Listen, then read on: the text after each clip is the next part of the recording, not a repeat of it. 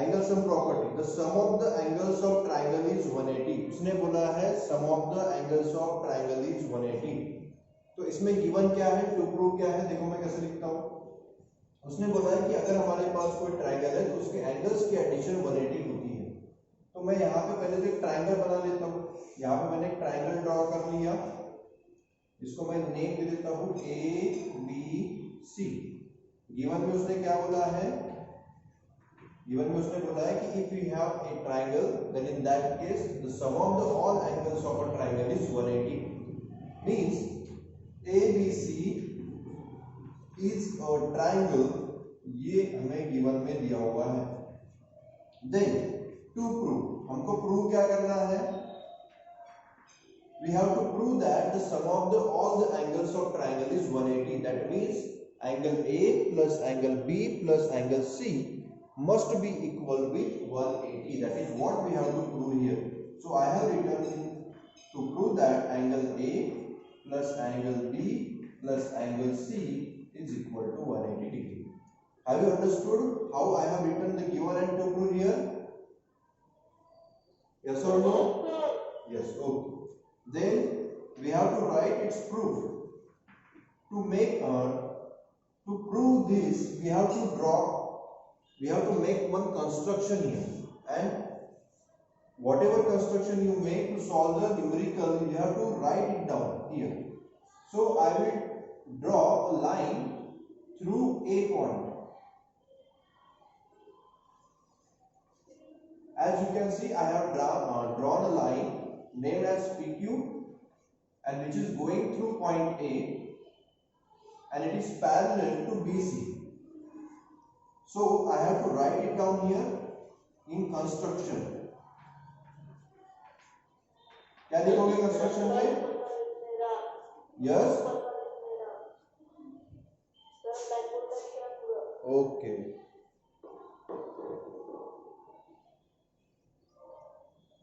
अभी दिख रहा है? सो कंस्ट्रक्शन हमने क्या किया है, draw line PQ, draw line PQ through point, which point, point A, and important यहां पे क्या है, it must be parallel with BC. Okay, have you understood? Okay. So by using this construction, how we can prove this? Let's see. Here हमारे पास एक line है, line PQ. Yes or no? And we have already seen that if there is a straight angle, in that case the angle will be of, no, I am asking that if there is a straight line, then in that case the measurement of angle will be 180. Here you can see that there are three angles are there, angle 1, angle 2 and angle 3. All these angles are on the same straight line. Then what we can say here, क्या बोल सकते हैं हम लोग वहां पे, linear pair of angles वाली property हम यूज कर सकते हैं, and by using that property we can say that angle 1 plus angle 2 plus angle 3 should be equal with 180 degree. Yes or no? Yes. Okay, so that is what I am going to write here in proof.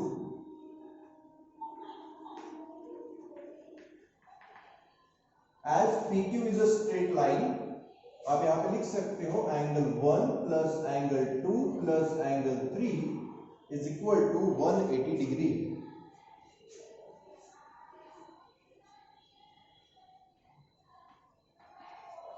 What will be the reason of this? Yes, you have to write it here, linear pair of angles. I have written in the short form, you have to write it in the full form of it.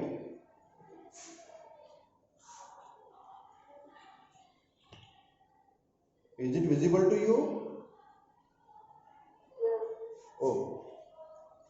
here 1 plus 2 plus 3 is equal to 180 because of linear pair of angle. But as I have already told you that PQ is parallel with BC, and can we consider this as a transversal? Yes or no? Yes. If this is a transversal, then in that case this angle and this angle will be equal with each other. Yes or no? By which method or by which theorem we can say that? Which theorem you have used here? Yes, we have already seen a theorem named as alternate angle theorem, in which we have studied that if two lines are parallel with each other and one transversal is there, then the alternate interior angles are equal with each other. By using that property, we can say that angle 1 is equal with this angle. तो मैं यहाँ पे इसको नाम देता हूँ angle 4 और इसको मैं दे देता हूँ एंगल 5, और यहाँ पे उसको आपको यहाँ पर लिखना है. तो मैं लिख लेता हूँ as line PQ is parallel with BC. Line PQ जो है वो BC के साथ पैरेलल है, and therefore by alternate angle theorem we can say that angle 1 is equal with angle 4. Okay, in the same way we can say that angle 3 is also equal with angle 5. Have you understood? Yes or no? Yes sir. हाँ, हमने यहाँ पे reason भी लिख दिया है. ये दोनों मैंने लिखा है अल्टरनेट एंगल थ्योरम वाली प्रॉपर्टी से. अल्टरनेट एंगल थ्योरम की प्रॉपर्टी क्या बताती है? जो अल्टरनेट एंगल होते हैं वो एक दूसरे के साथ इक्वल होते हैं if there are two parallel line and one transversal is crossing them. और उसी ने मैंने यहाँ पे लिखा 1 जो है 4 से इक्वल होगा और 3 जो है वो 5 से इक्वल होगा. अभी देखो मैं इनको इक्वेशन को नेम दे देता हूँ. सबसे पहले जो मैंने लिखा है 1 plus 2 plus 3 is equal to 180, इसको बोल देता हूँ equation number 1. Then 1 and 4 and 3 and 5 ये जो मैंने लिखा है इसको बोल देता हूँ equation number 2. So by using 1 and 2, देखो यहाँ पर 1 is equal with 4, तो can I right 4 instead of 1 here? क्योंकि 1 जो है 4 से इक्वल है तो मैं 1 की जगह पे 4 को लिख सकता हूँ क्या? तो यहाँ पे मैंने लिख दिया 4 प्लस 2 के साथ कोई भी इक्वल नहीं है तो 2 को मैं एज इट इज लिखता हूँ, and then 3 is also equal with 5. So instead of 3 I can write 5 there. Yes or no? Yes. So I have written 5 and is equal to 180. It is as it is I have written from there. So हमारे पास अभी जो लिखा हुआ है वो लिखा है 4 plus 2 plus 5 is equal to 180. थोड़ा ट्रायंगल के अंदर देखो 4 plus 2 plus 5, ये तीनों एंगल्स हमारे ट्रायंगल के ही तीनों एंगल्स हैं, बराबर है? यस. तो यहाँ पे मैं लिख सकता हूँ इनके नाम 4, 2 and 5 की जगह पे मैं लिख सकता हूँ A plus angle B plus angle C is equal to 180, and this is what we have to prove here. So we can write it as proved. Have you understood? Yes sir. Yes. कौन see step? ये वाला? ये देखो यहाँ पर मैंने क्या किया है, मैंने सबसे पहले तो यूज किया लीनियर पेयर ऑफ एंगल वाला theorem. Linear pair of angle का थ्योरम क्या बताता है? जब भी कोई एंगल्स एक स्ट्रेट लाइन के ऊपर आते हैं उन सब की एडिशन 180 होनी चाहिए. तो मैंने वही किया 1 plus 2 plus 3 इक्वल टू 180 लिख दिया. ये समझ में आया आपको? उसके बाद में क्या हुआ देखो, 1 जो है वो 4 के साथ इक्वल है क्योंकि अल्टरनेट एंगल है, बराबर है? और 3 जो है वो 5 के साथ इक्वल है क्योंकि ये भी अल्टरनेट एंगल है. वही मैंने यहाँ पे लिख दिया 1 is equal to 4 and 3 is equal to 5. हाँ, उसके बाद में क्या किया, देखो 1 की वैल्यू मुझको 4 से इक्वल मालूम है, तो मैं इस इक्वेशन में 1 की जगह पे लिख दूंगा 4 एंड देन 3 जो है वो भी 5 से इक्वल है, तो 3 की जगह पे लिख दूंगा 5, जिससे मेरा नया इक्वेशन क्या बनेगा 4 + 2 + 5। तो यही मैंने यहाँ पे लिखा है 4 + 2 + 5 = 180। ओके, एंड 4 + 2 + 5 मतलब क्या है, तो यही है a b c, तो वही मैंने लिख दिया a + b + c = 180, और वही हमको प्रूव करने के लिए उसने बोला था इस थ्योरम के अंदर। Okay, so in this way we can solve the theorem which is also known as angle sum property of a triangle। ठीक है, और इस प्रॉपर्टी का यूज करके हमें एक्सरसाइज में से यस हमारे पास में यहाँ पर दो पैरेलल मिरर है, एक मिरर है mirror PQ and second one is RS। तो मैं गिवन में इस चीज को पहले लिख लेता हूँ, जो आपको गिवन में दिया होता है उसको पहले लिख लेना है। तो यहाँ पे लिखोगे PQ is parallel with RS।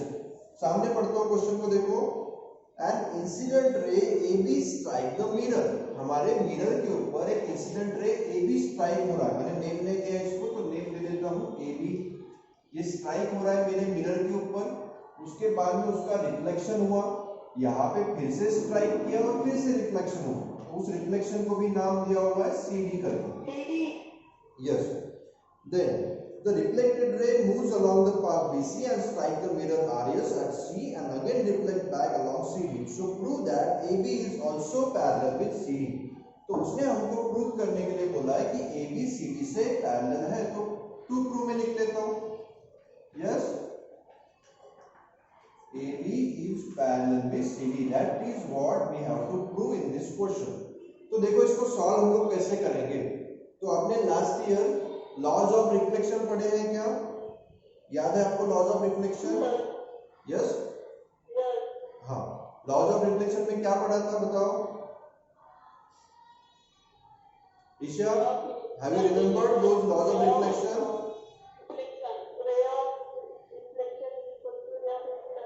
Okay, Isha आपको याद है बताओ?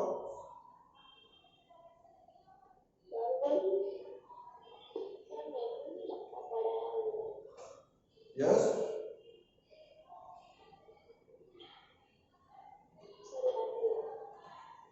ईशा थोड़ा जोर से बोलो, आपका आवाज नहीं आ रहा है।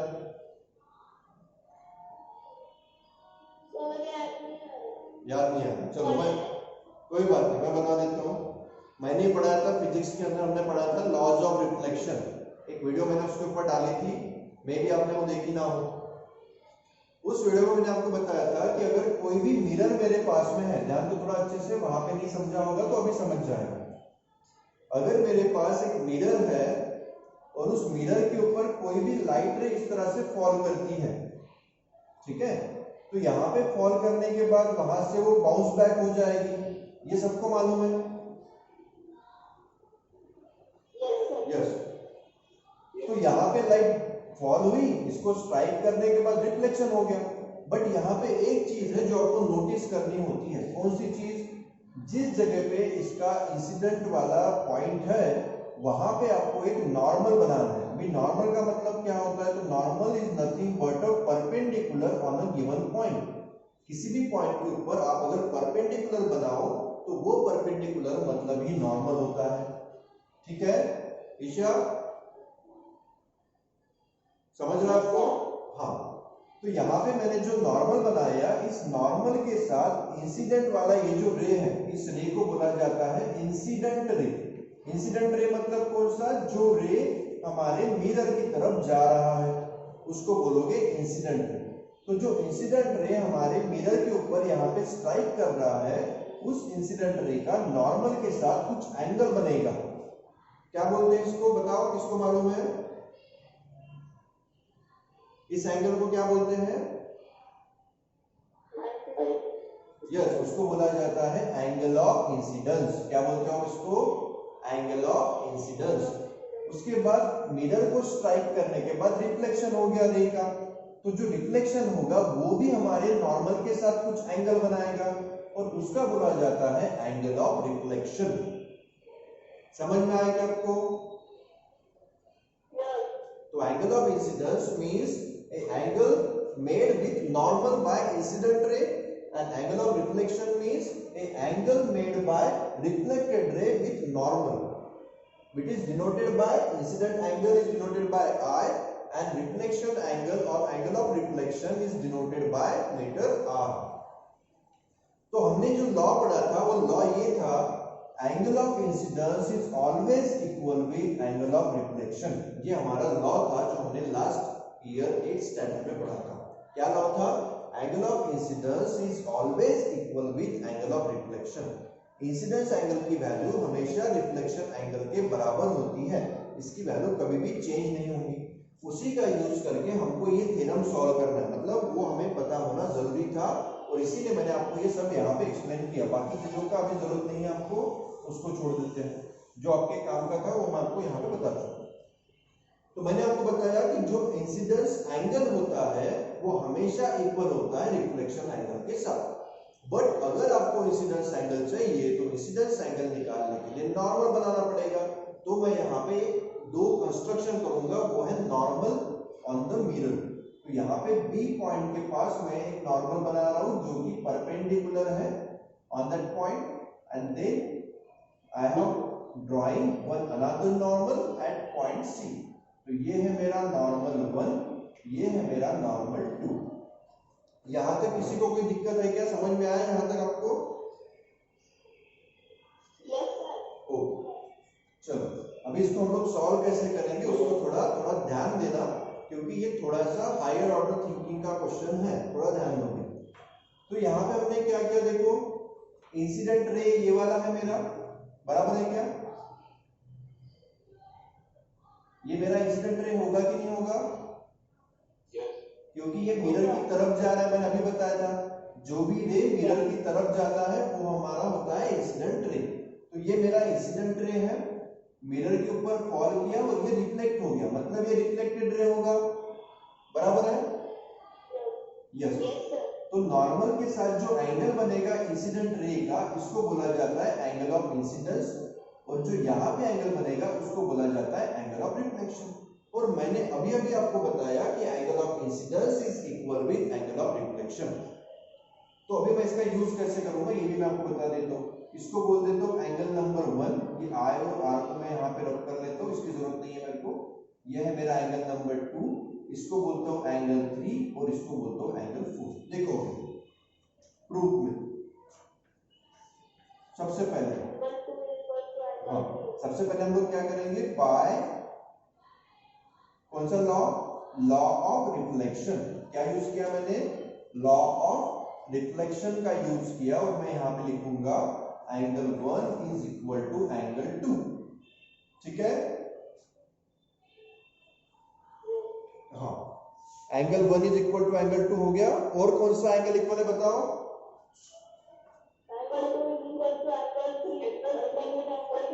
Angle 3 is also equal with 4, बराबर है ना? क्योंकि यहाँ पर एंगल 3 जो है वो इस मिरर के लिए इंसिडेंट एंगल है, इंसिडेंट रे है, और जो यहाँ पे एंगल फॉर्म हो रहा है ये वाला जो मैंने रे यहाँ पे बनाया ये इसके लिए रिफ्लेक्टेड रे है। That means this one is incident angle for this ray and this is the reflected angle. So 3 is also equal with 4। Okay, अभी देखो थोड़ा अच्छे से ध्यान दो, क्वेश्चन थोड़ा सा हायर ऑर्डर थिंकिंग का है, मैंने पहले बताया आपको। हाँ, एंगल 2 जो है 3 से अल्टरनेट होंगे, वही बता रहा हूं। यहां तक समझ गया होगा। लॉ ऑफ रिफ्लेक्शन से मैंने बोल दिया 1 is equal to 2 means this two angles are equal, and by law again by law of reflection 3 is equal to 4। अभी देखो ये PQ और ये RS एक दूसरे के साथ पैरेलल है, बराबर है क्या? और इसके ऊपर ये जो मैंने बनाया ये नॉर्मल है, मतलब 90 डिग्री के एंगल है, सही है? यस। और इसीलिए मैं क्या बोल सकता हूँ, BN बोलो या फिर normal 1 is parallel with normal 2, normal 1 is parallel with normal 2। आपको रीजन लिखने की कोई भी जरूरत नहीं है, क्योंकि अगर आप पैरेलल लाइन के ऊपर नॉर्मल बनाते हो तो हमेशा एक दूसरे के साथ पैरेलल ही होते हैं, ये आप ऑलरेडी जानते हो, बराबर है क्या? यस, अगर आप पैरेलल लाइन के ऊपर कभी भी नॉर्मल बनाओ, देखो मैं बना के दिखाता हूँ आपको, ये मेरे पास पैरेलल लाइन है, यहाँ पे एक सिंगल ही लाइन समझ लो, इसके ऊपर अगर आप नॉर्मल बनाओगे तो वो एक दूसरे के साथ पैरेलल ही होंगे ना, हमेशा होंगे कि नहीं होंगे, होंगे। तो उसी का हमको यहाँ पे यूज करना है कि हमारे पास अगर दो पैरेलल लाइन है, उसके ऊपर मैं 90 डिग्री के एंगल्स बना रहा हूँ, तो वो हमेशा एक दूसरे के साथ पैरेलल होते हैं। तो वही मैंने यहाँ पे लिखा N1 is parallel with N2, और अगर N1 and N2 is parallel, और ये अगर मेरा ट्रांसवर्सल है, कौन सा, ये BC, अगर मेरा ट्रांसवर्सल है तो एंगल 2 इक्वल हो जाएगा एंगल 3 के साथ, बराबर है क्या? तो वही मुझे यहाँ पे लिखना है, angle 2 is equal to angle 3। इसका रीजन क्या लिखोगे बताओ? अल्टरनेट एंगल थ्योरम, ठीक है। अल्टरनेट एंगल थ्योरम से मैंने यहाँ पे बोल दिया कि जो 2 है वो इक्वल होगा 3 के साथ। समझ में आया क्या आपको? अगर 2 3 के साथ इक्वल है तो 2 का अगर मैं डबल कर दूं तो वो भी 3 के डबल के साथ इक्वल होगा क्या? मतलब मैंने दोनों साइड में 2 से मल्टीप्लाई किया है ओनली, तो 2 का डबल मतलब कौन है? एंगल ABC है, बराबर है, क्योंकि हमने अभी देखा 2 जो है 1 के साथ इक्वल ही है, मतलब इसका डबल कर दोगे तो अपने आप मुझे क्या मिलेगा? एंगल ABC मिलेगा, बराबर है। और अगर 3 का डबल कर दूं तो 3 4 से इक्वल है, मतलब 3 का डबल ये कंप्लीट एंगल बन जाएगा, एंगल BCD, सही है। और अभी यस, हाँ, अभी देखो यहाँ पर अगर ABC BCD के साथ इक्वल है तो उसका मतलब ये जो लाइन है और ये जो लाइन है वो एक दूसरे के साथ पैरेलल हो जाएंगे ना, क्योंकि ये तो अल्टरनेट एंगल है, देखो आप, बराबर है।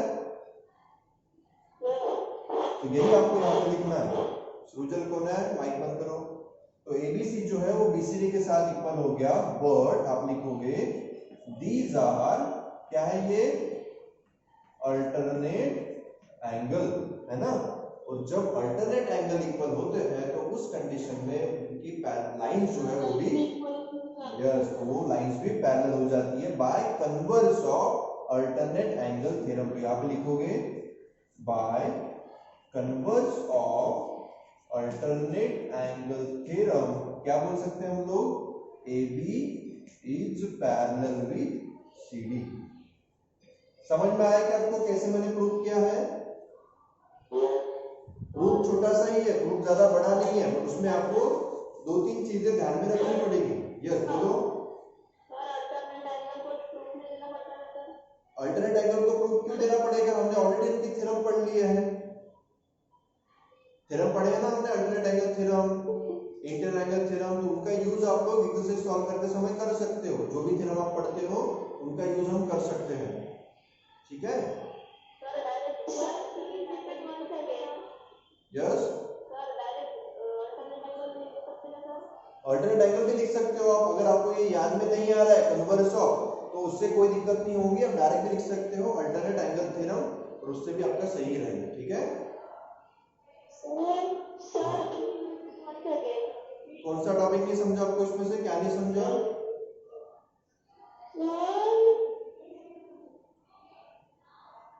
हाँ बोलो ईशा।